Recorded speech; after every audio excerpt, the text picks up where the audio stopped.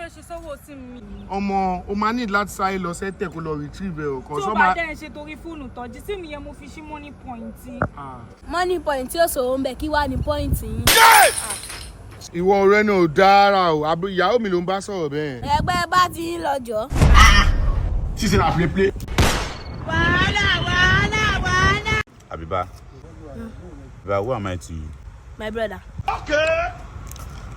ABIBA, I want to ask you a question. Can you deny your brother and your whole family because of 20 million naira? Waiting this one, Papa, they talk for you. ABIBA. She's in a play. ABIBA. Waiting they worry this one. Who be this one? Excuse me, who are you? What are you doing here? Did I know you? Who am I? I'm your brother now. My brother BT Bao. Wow, where? Are you one year? I don't even have family. And you say you are my brother. ABIBA, I'm just joking now. 20 million naira no dey anywhere. I'm not being a bum, you know. Sometimes you just need to be taking that action.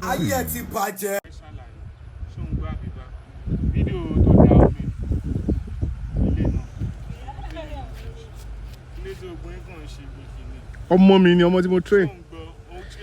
Find the woman.